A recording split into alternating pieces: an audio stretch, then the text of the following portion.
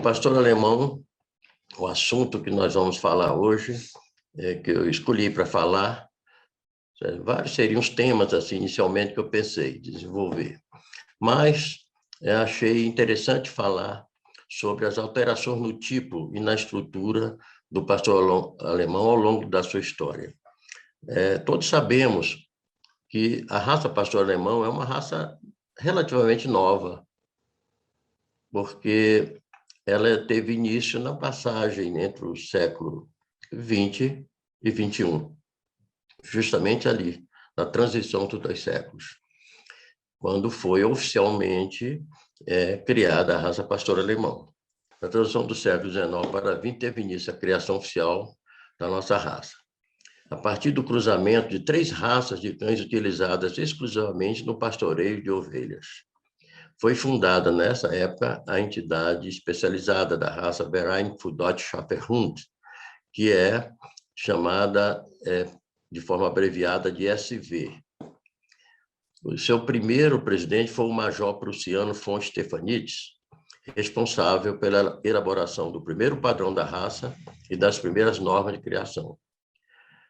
Até então, ele era apenas um cão de pastoreio de ovelhas, e passou, depois, a ser utilizado já em diversas finalidades pelas suas múltiplas aptidões. Ele foi, à medida que foi tomando conhecimento dessas características da raça, ele passou a ser utilizado como cão de guarda, cão de polícia, de proteção, de guarda residencial, patrimonial, guia de cego e uma série de outras finalidades.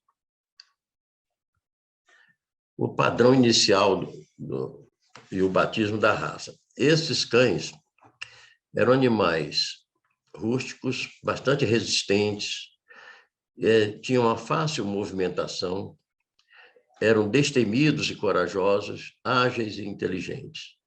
Tinham um exuberante faro, até hoje, um exuberante faro, de muito boa estrutura óssea e muscular, com peso e tamanho adequados para aquela finalidade inicial, que era a pastoreio de ovelhas, atributos que os capacitavam para a dureza do trabalho por longos períodos de tempo e em diferentes tipos de terrenos.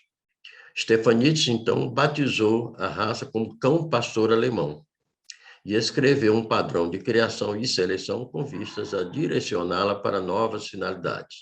E aí ele passou também a ser utilizado de cão apenas de pastoreio para finalidades mais, vamos dizer, urbanas, com cão patrimonial e cão policial. Em 1900, foi realizada a primeira grande exposição nacional da raça pastor alemão, que foi vencido, essa exposição, por Hector von Schwaben, que voltou a vencer no ano seguinte. Ele foi o que a gente chama de Bisig alemão, A estrutura e o tipo inicial desse cão, eu vou mostrar depois, vocês vão ver que ele permaneceu inalterado até 1913, quando o vencedor, Arno von der Eichenburg, não tinha praticamente grande mudança no tipo, na sua estrutura. Nesse período, as caudas ainda eram curtas. Vocês vão ver, pelas fotos, de que realmente as caudas não passavam ali da região, da altura dos charretes.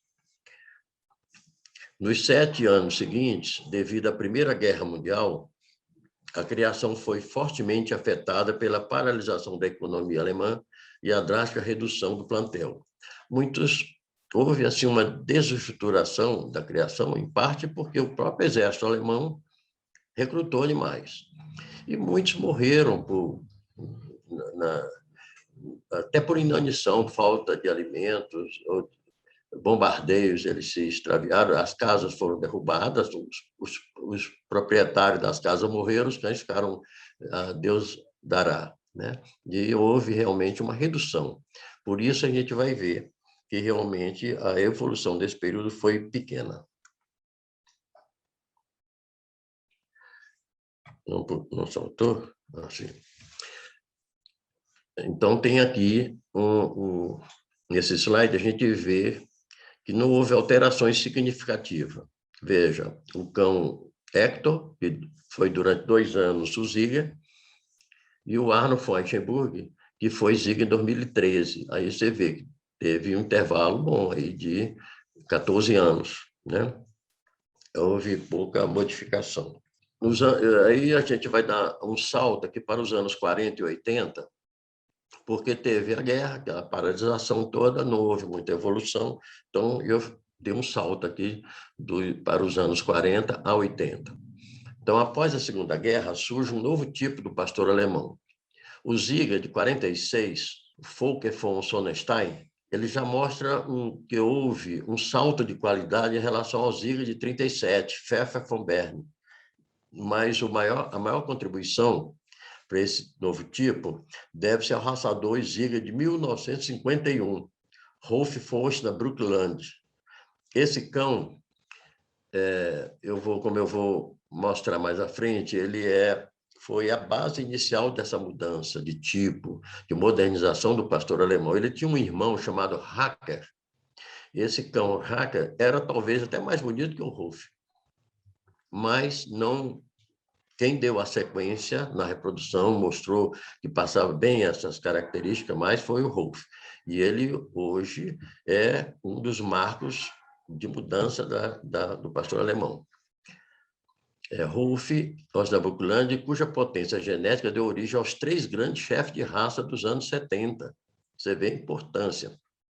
Canto Vineral e Multispeltiefar. Quando eu iniciei a criação, justamente em 60 e pouco, quando eu tive os primeiros contatos com o pastor alemão, e depois quando eu iniciei com o meu canil, já nos anos 70, esses cães aí estavam em atividade na reprodução. E tinha um outro grande cachorro também, um grande mestre também, na reprodução, que era o Marco von Sellerland, que teve um irmão dele, de pai e mãe de outra ninhada, que veio para o Rio de Janeiro, chamado Nick von Sellerland, do saudoso Mário da Costa Tavares, foi presidente da SPAGE por muitos anos.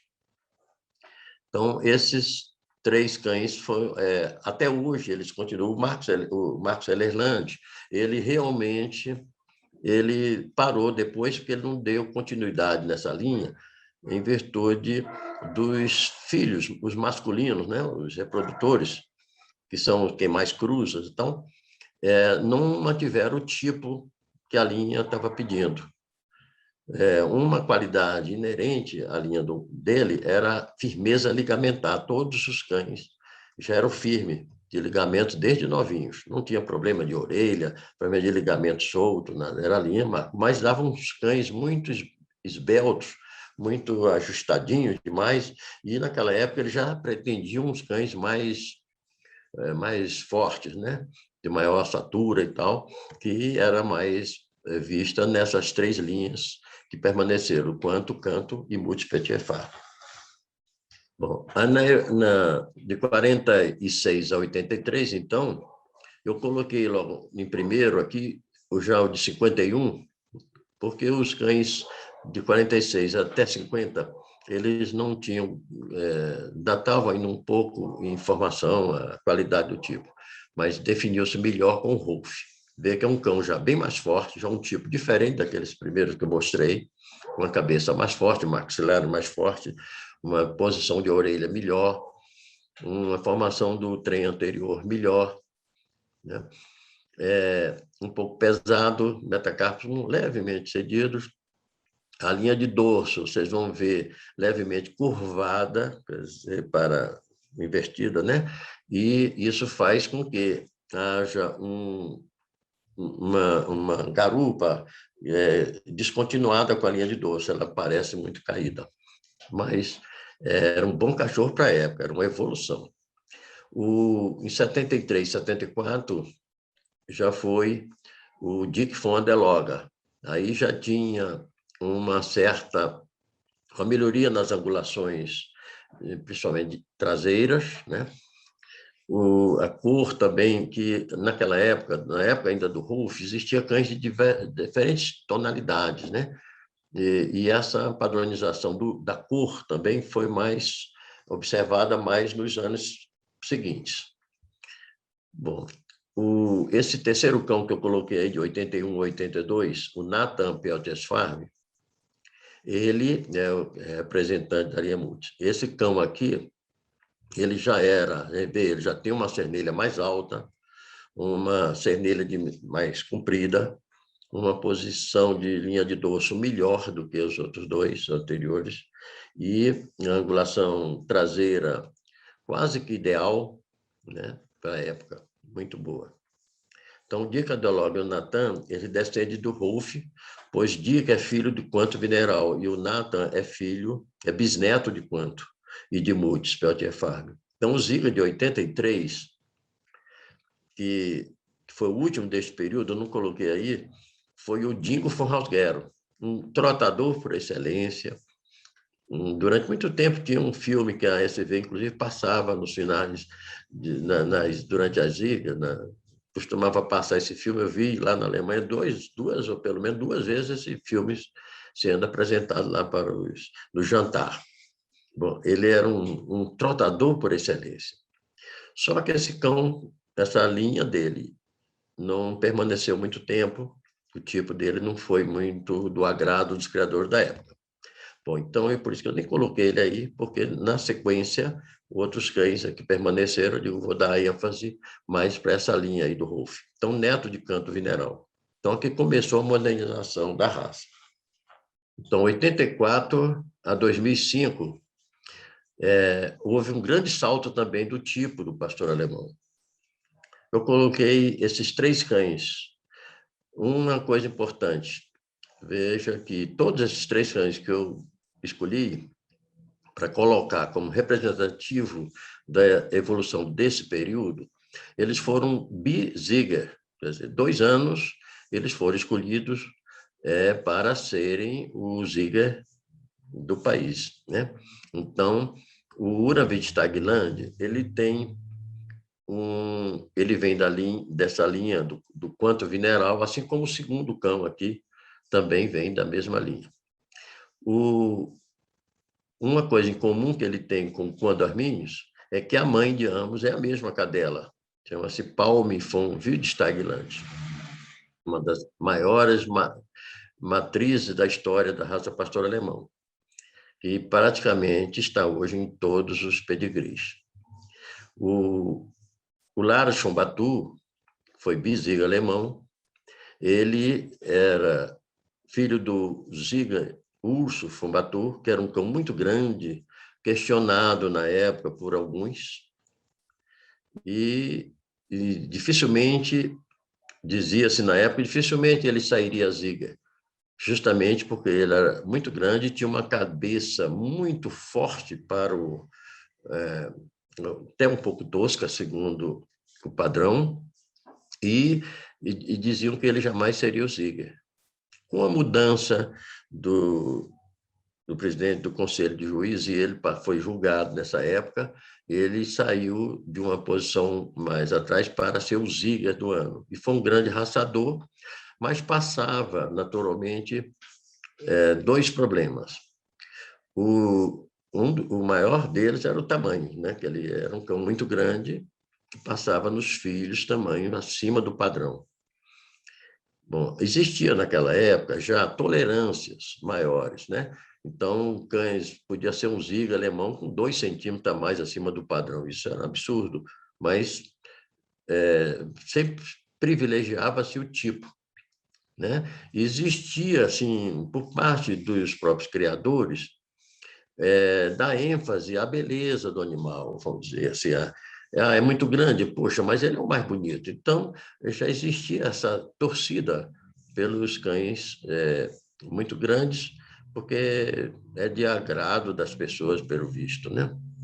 Então, o cão Ursus von Batu, com aquela cabeça muito pesada, achava-se que ele não ia, por exemplo, aguentar um trote muito forte, e porque a partir de um certo tempo ele iria cansar e ia cair a cerneira. E isso não aconteceu, ele era muito firme, trotou muito bem e ganhou a categoria de ponta a ponta. Seus filhos eram cães muito grandes, como eu falei também, seguindo o pai, e alguns cães filhos dele tinha problemas de orelhas ou muito grandes, ou muito convergentes ou divergentes, algumas flexíveis demais. Tal. Isso é característica que era talvez passado pelo fato do excesso de osso e cabeça muito grande que ele tinha. Também os problemas de barbelas eram vistos em alguns animais, porque cabeça muito grande, problema de ligamentos, era muito visto em alguns filhos, descendentes, netos dele, inclusive. Ao contrário, aí, esse cão Larus Fombatu, que era neto do Ursus, já era um cão bem ajustado, de tamanho mais correto, no limite do tamanho, tinha 65,5. Ele era um cão forte, né, e bem pigmentado, e já com um colorido que, para aquela época, agradava muito os criadores. Porque a gente vinha de uma coloração mais esmaecida e, através do Walter Martin, criador do canil Vineral, que fixou esse tipo colorido e que era muito do agrado geral das pessoas. Aí damos um salto para 2006, 2012. Esse período, grandes cães surgiram. Eu coloquei os 3. Eu escrevi um artigo sobre esse assunto e onde justamente eu fiz um trabalho baseado na progênie desses cães todos aí e com critérios homogêneos, do início ao fim do trabalho de levantamento que eu fiz, e mostrou justamente que esses cães aí iriam permanecer, a sua linhagem iria permanecer nos anos seguintes. E assim se confirmou depois, e até hoje esses cães estão aí norteando a criação alemã.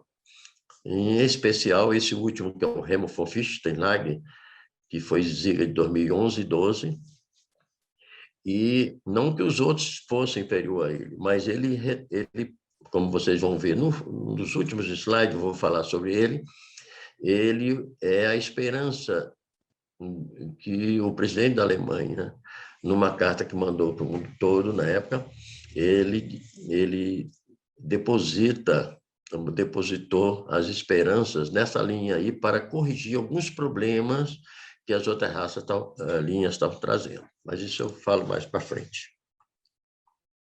Então, nós temos aí o Ziga Zamp von der Modus, o Vega de Oumansart, que morreu com 14 anos em 2008. Isso é um cão da criação francesa, mas que foi para a Alemanha, conquistou todos os títulos, desde campeão júnior, campeão sênior, repetidamente, né? E deu vários filhos e filhas aos Lés na Alemanha. Bom, aí, desse salto que está aí, que vocês veem aí, nós temos, até aqui nós vimos, desde aquela primeira evolução, né? Um período inicial sem evolução, do tipo, que permaneceu igual.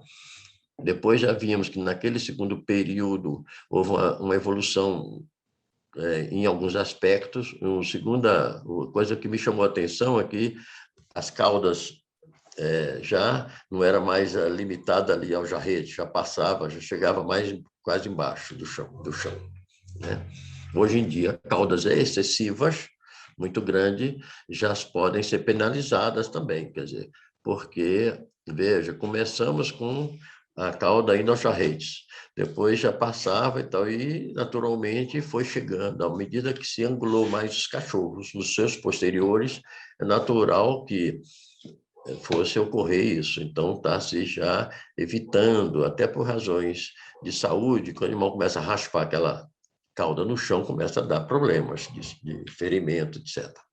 Bom, então, na introdução, eu comentei que a raça pastor alemão teve origem em cães utilizados no pastoreio de ovelhas e que eram animais rústicos e fortes, destemidos, inteligentes e aptos para exaustivos trabalhos de pastoreio.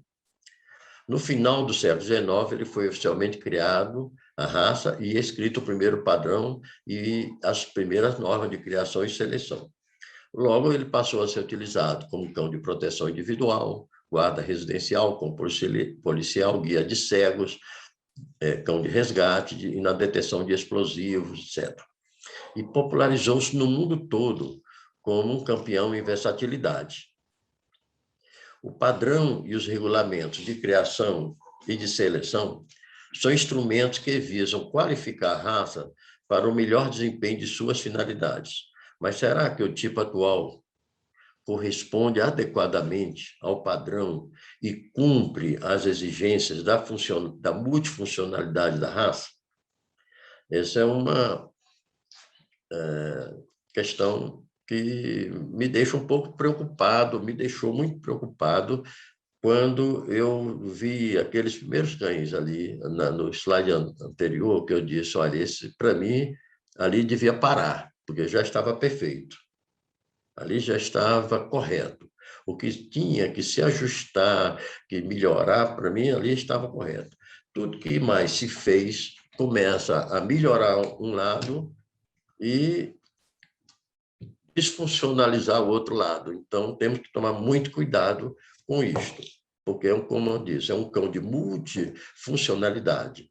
Então, se você vai dar mais ênfase por exemplo, a um cão de faro, em detrimento de outras características positivas, né? Vai selecionar só por esse aspecto, é natural que ele vá melhorar o padrão de faro, mas poderá piorar, negligenciar os outros aspectos.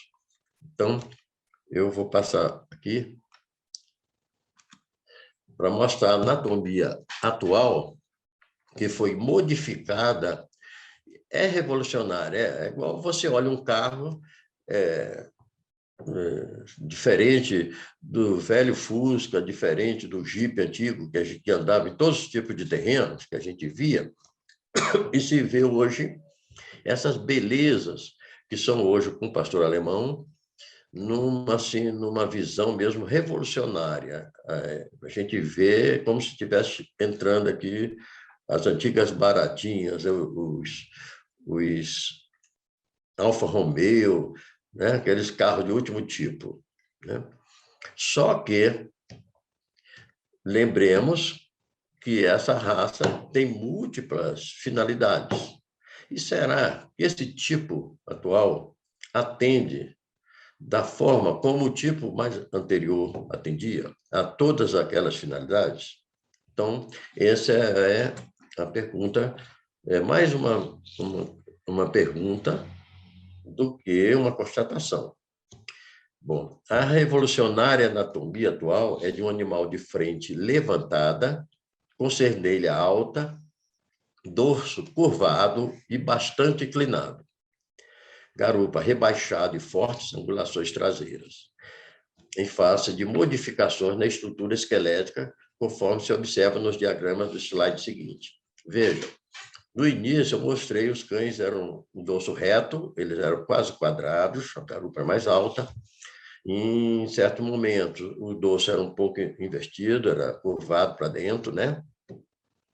É natural que esse modelo aerodinâmico, vamos dizer assim, né? Nos parece melhor, vamos dizer, olhando assim, espera-se que seja melhor. E no aspecto de movimentação, de velocidade, de trote, esses cães hoje realmente trotam muito, eles têm uma cobertura de solo excelente, se movimentam com muita velocidade. Mas, veja bem, antigamente os cães, você via que eles se curvavam mais rápido, eles saltavam com mais facilidade. Então, será que o cão, com essa estrutura anatômica atual, ele consegue fazer integralmente, né, todas aquelas formas de movimentos que os anteriores faziam? Se isso estiver ocorrendo, ótimo. Se não, seria, em vez de evolução, a meu ver, seria uma involução, tá bom? Então, vou mostrar os diagramas da alteração que foi feita na estrutura esquelética desses animais. Esse Balak Bucknerale morreu ele foi 2 anos seguidos Ziga, né? 14 e 15. Ele morreu pouco depois, parece que foi 18, antes da penúltima Ziga. Nós tivemos 18 e 19, né? Ele morreu. Um filho dele chegou a ser vice-Ziga em 2019 e este faleceu logo em seguida. Bom, o Gary Hundegrave, que foi o Ziga em 2017,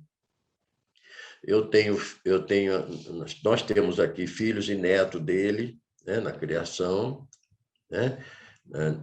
O Willy von Kuxklan, eu tenho uma neta dele aqui também hoje, esse Ziga de 18 e 19. Portanto, esse aí é o último Ziga, é o atual Ziga da Alemanha, né? É o cão que não teve 20, né? Nem 21. Então, esse continua sendo o manda-chuva de lá. Bom, essa revolucionária anatomia é de um animal de frente levantada, com senelha alta, dorso curvado e bastante inclinado. A garupa é rebaixada e fortes angulações traseiras em face das modificações na estrutura esquelética, conforme se observa nos diagramas que eu vou mostrar agora. Olha, eu coloquei primeiro o cão que eu falei que é o marco da evolução daquela época, da época de 1940, ele foi de 1951. E o esqueleto daquela época era essa aí que está à direita. Você vê um cão num formato, o dorso era mais... A angulação cernelha era alta já, né? O dorso era quase que perfeito. Alguns cães ainda não tinham esse dorso.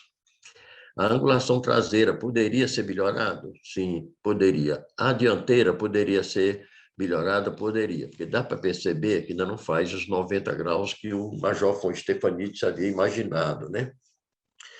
Bom, o tipo atual, eu coloquei aí o Gary, que foi o Ziga de 2017. Ele já tem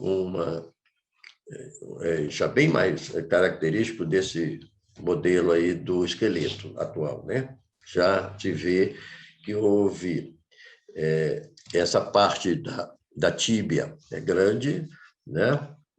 Ou melhor, a coxa grande, bem angulada, né? A tíbia já é menor para dar mais estabilidade, porque alguns cães que tinham esse tipo de angulação e a tíbia muito grande, eles são frouxos, naturalmente frouxos, e têm sérios problemas de aprumos. Então, para contrabalançar, para ter esses ganhos na movimentação, eles aumentaram os ossos dos posteriores, com a curvatura também, e diminuindo o tamanho da tíbia. A frente já está num nível de 90 graus, que seria adequado, né? Mas, vamos dizer, na grande maioria, aqui são cães perfeitos, de firmeza ligamentar, de posicionamento de ombro, de charretes, etc. Só que quantos filhos desses cães a gente vê com orelha caída, com problema de aprumos, com tal? Justamente porque essa é aí que vai o problema. Esse tipo de estrutura, de repente, torna mais propício a isso. Eu sempre gosto de me reportar aos carros de corrida. Veja, os carros de corrida são bonitos, são fortes, são velozes e tal, mas quantos não quebram no meio do caminho, não param no box para fazer ajustes? Por quê? Porque são frágeis, termina se quebrando. Essa é a opinião que passa esses excessos que foram desenvolvidos na raça.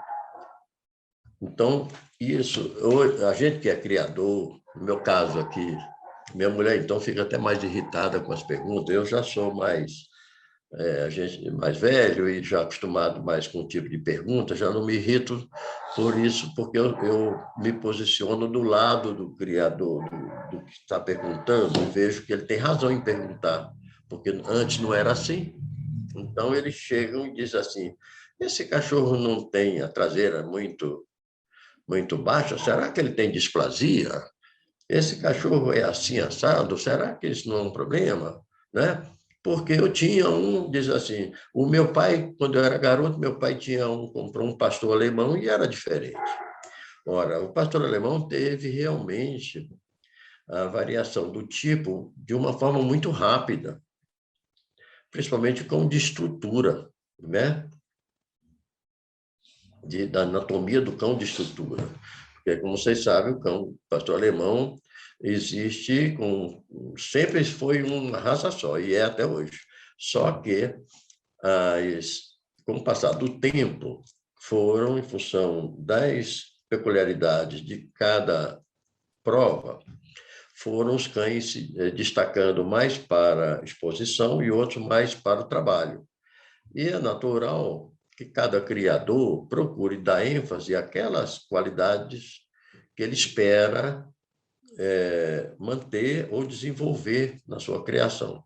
Então, alguns cães de trabalho são cães preciosos, dão uma contribuição preciosa para a criação, sobretudo no aspecto de temperamento e firmezas de ligamento. Então, esses cães, também a evolução anatômica deles já foi diferente, já foi mais lenta. E eles têm menos problemas assim a se apontar quando se começa a olhar os desvios de aprumos, de problema de metacarpo cedido, de jarretes soltos e tal, e de orelhas caídas, é menos comum nessa linha, porque são animais, vamos dizer que se reporta aquele tipo mais antigo. Então, animais de frente levantada, região dorsal muito curvada e em forte declive até a garupa, que é muito baixa em função das fortes angulações traseiras, estas características é facilmente associada pelo público leigo a todos os tipos de padrões de doenças e diagnóstico, como a displasia coxofemoral. Mas são premissas erradas, pois várias raças de angulações retas são raças grandes e maiores até que o pastor, mais pesadas e tal, eles têm maior propensão à displasia do que o pastor alemão. E aí a gente só pode mesmo deduzir que não há uma relação entre angulações e displasia.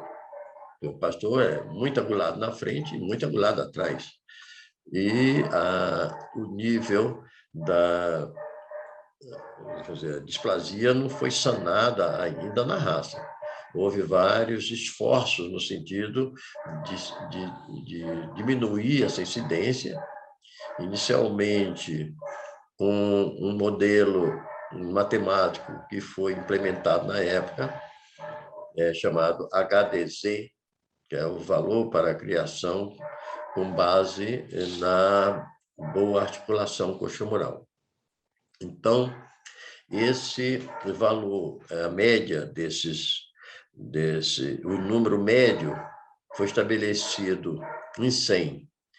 Todo índice que fosse maior do que 100, o cão tivesse um HDZ, por exemplo, de 105, ele deveria ser acasalado com uma fêmea que tivesse um HDZ de 95 para baixo, porque a possibilidade de transmissão da displasia seria maior. Veja que nós estamos falando do índice do HDZ, mas esses cães poderiam, inclusive, ter raio-x normal, tanto o macho quanto a fêmea, e os HDZs de ambos serem diferentes.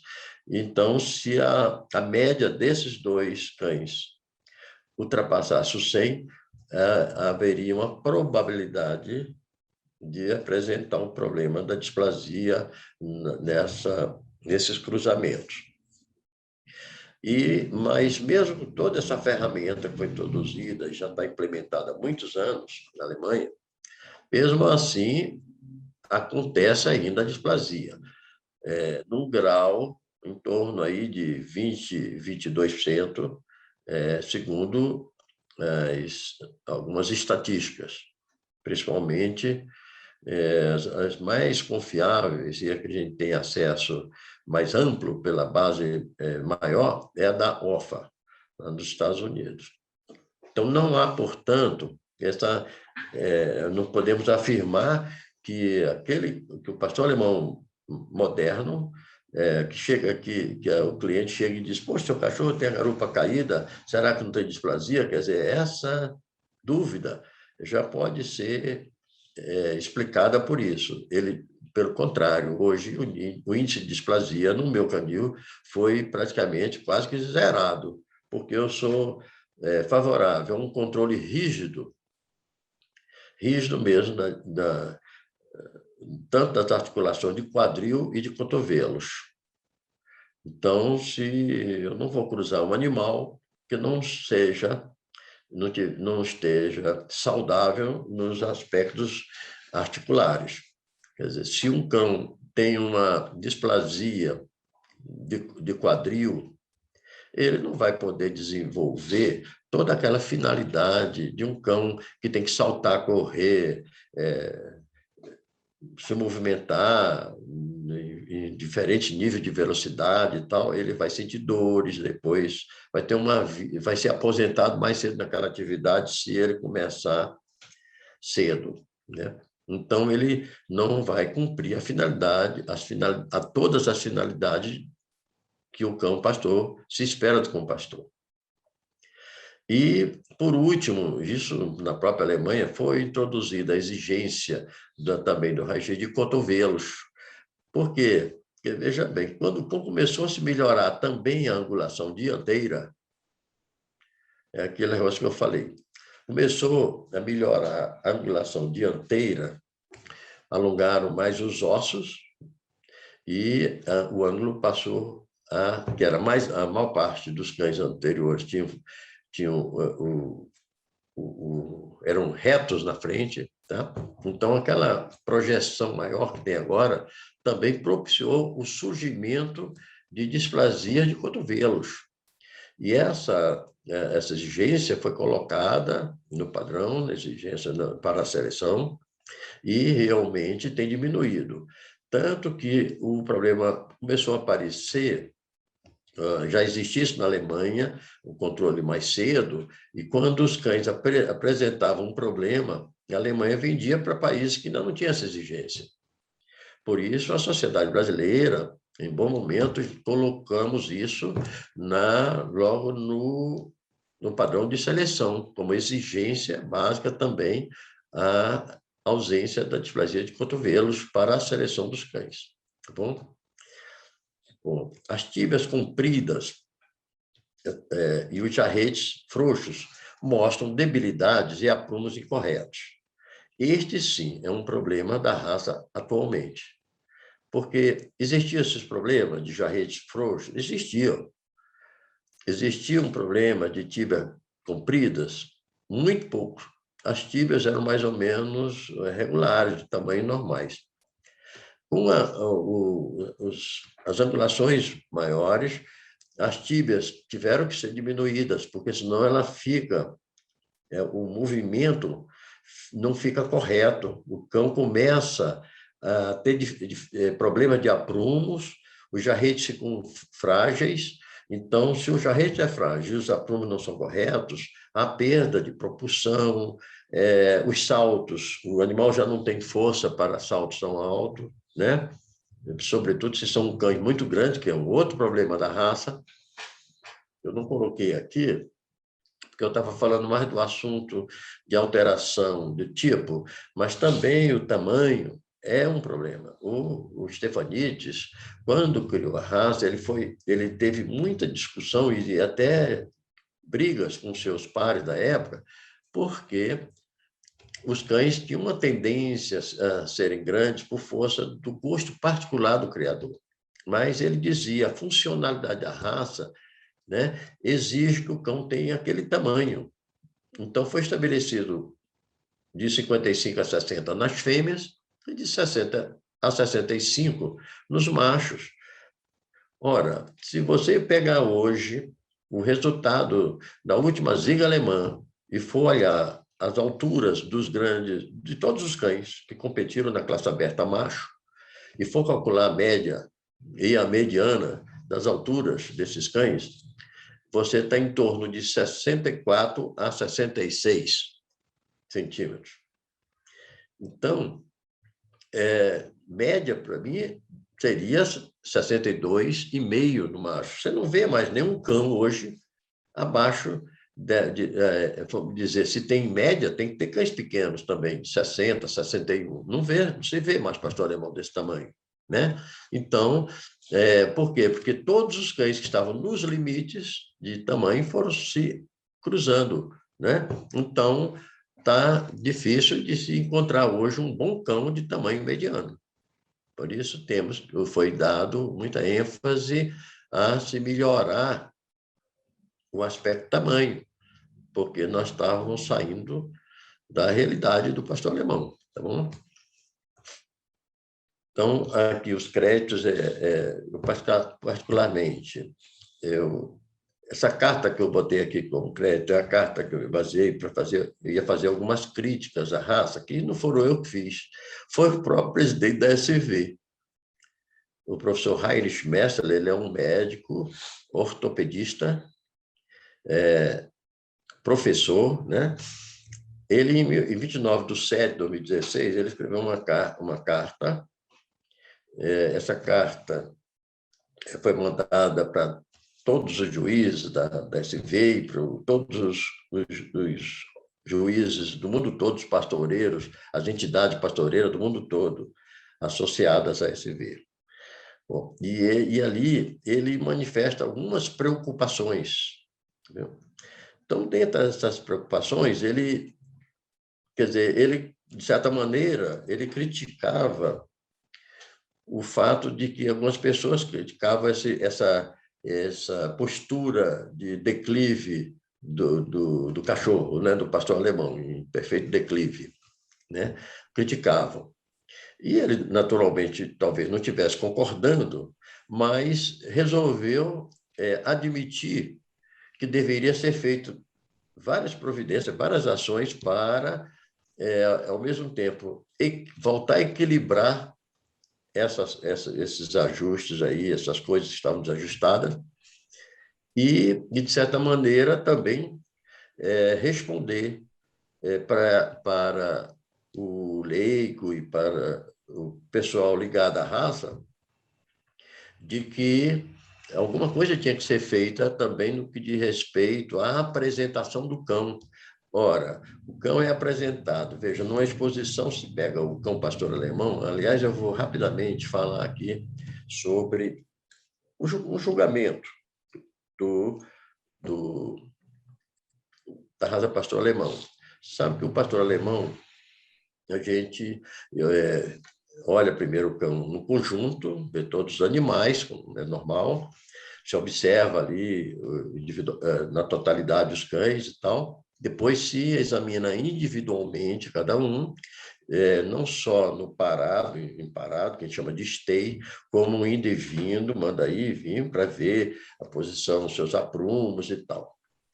E depois é feito um trote, onde se quer perceber se o cão tem realmente uma boa movimentação rente ao solo, porque é uma das características da raça, é um movimento rente ao solo, com muita abertura das passadas, muita amplitude das passadas, porque ele deve cobrir o solo com menos esforço, ele deve cobrir mais o solo com menos passada também. Quer dizer, levanta menos as patas, né, para se movimentar, e a elasticidade das passadas é maior. Isso é um cão que tem a sua anatomia correta em termos de angulação dianteira e traseira e aprumos corretos. Musculatura, força muscular, ossatura, peso, para desenvolver bem aqueles movimentos e desenvolver toda a propulsão. Bom, ele então, o que ele fez na exposição? Ele sugeriu que as exposições seja evitado que os handlers, os profissionais que conduzem os animais na pista, os apresentadores, né, que eles geralmente são pessoas especializadas, são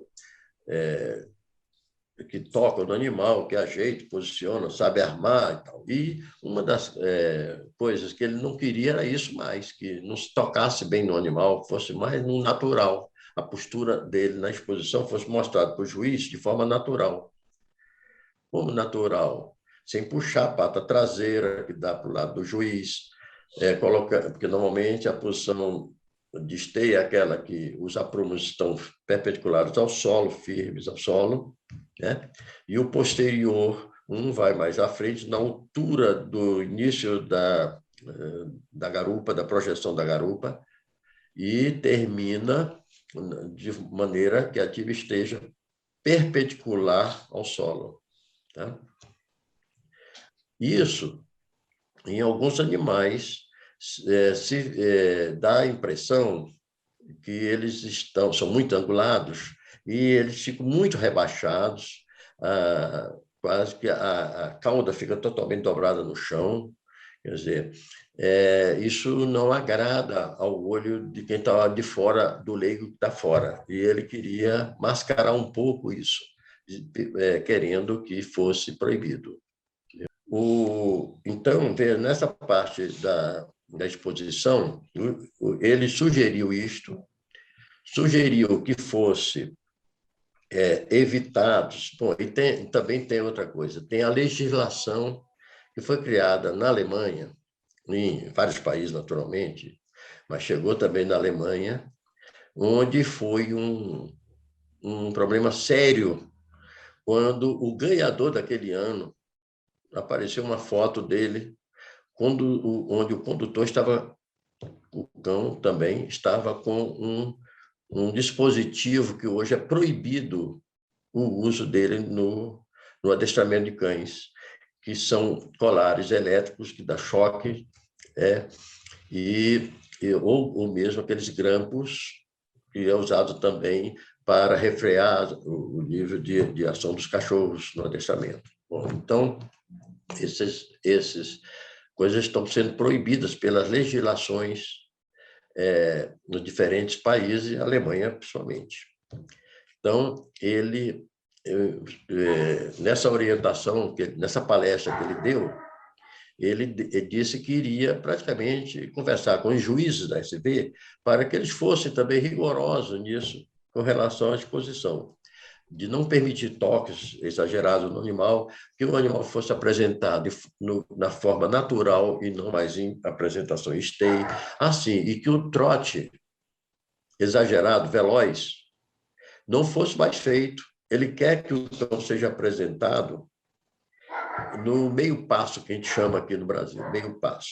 É um trote de maior elegância, diga-se de passagem, do animal, é onde realmente você vê. Eu, por exemplo, quando eu estou julgando, pastor Alemão, eu gosto de mandar dar no meio passo, porque é como eu tenho oportunidade de melhor comparar a qualidade dos animais, de observar as características de cada um, a firmeza. O animal está andando com alegria no meio passo. Agora, o trote, o que acontece? A gente vê certos animais que jogam as orelhas para trás do trote exagerado, estão se movimentando lindamente, mas as orelhas já não são a mesma, não tem aquela posição. Tem que ter um chamador para ele melhorar a posição da orelha. Quer dizer, por quê? Porque aquilo deve dar a ele um esforço muito grande, um cansaço, então ele não se apresenta no seu melhor. E o próprio juiz não vai ter muita chance de estar observando direito. Né? Então, o juiz alemão, o presidente da Alemanha, sugeriu que fosse feito apenas a avaliação dos cães, agora nesse meio passo, né? E não mais naquele trote exagerado. Como vocês sabem, na Ziga é um campo de futebol enorme, né? Tamanho oficial. Aquilo, às vezes, quase que toca. O primeiro toca no segundo, no último, porque se for, não dá para todos eles competirem juntos, então é separado mais por grupos ali para poder se avaliar. E o trote é feito, geralmente, o trote, toda a avaliação é feita de 6 em 6 cães. Então, se você tem lá 180 cães, imagina quanto tempo não faz, porque cada apresentação é feita assim, você pega 6 cães, faz aquela observação individual deles, manda aí voltar os 6, olha, tal, e modifica ou não, conforme o problema que um possa apresentar. Então, modifica a posição deles ali, manda-se fazer um trote com guia frouxo, um trote, e depois é feito um trote sem guia, né? São cães adestrados, a maior parte com nível de IGP-3, já não são cães que têm dificuldades de fazer um trote sem guia. Então, mas mesmo assim ainda existem alguns atropelos, né? Bom, mas se observa, nesse momento, se observa aquele cão que, sem o apoio da guia, que cai à frente, né? Que perde aquela harmonia dos seus movimentos. Então, ali, novamente, o juiz classifica. Esses trotes finais, tanto com guia quanto sem guia, são feitos no máximo que o cachorro pode dar. É uma velocidade excessiva. Ele ali defende que não seja feito assim. Por quê? Porque esses cães, da forma como estão hoje ali, aquele tipo, são mais propícios a voarem na pista. Eles têm maior ganho de rendimento no trote. Mas quando você vai usar esses animais para outras finalidades, que não seja apenas a apresentação em pista, certamente alguma limitação eles vão ter. Se fosse possível, a gente comparar um cão com essa anatomia, com um cão daquela anatomia da época do Samtermordos, da outra época, que eu chamei de época moderna, aí a gente iria saber, iria perceber que os cães atuais hoje poderiam ter algum ganho em alguns aspectos e perda em outros. Porque os cães daquela época eram os cães que eram, no meio passo, eram imbatíveis, eram lindos e imbatíveis, muito formosos, boa movimentação, terminava do jeito que começava a pista, o irmão não ficava com aquele palmo de língua para fora, né?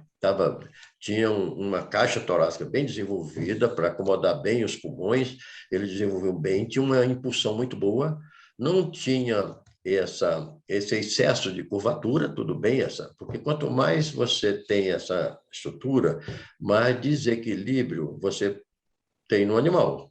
Então, você sabe, pela física, que um corpo em desequilíbrio, ele se movimenta mais rapidamente.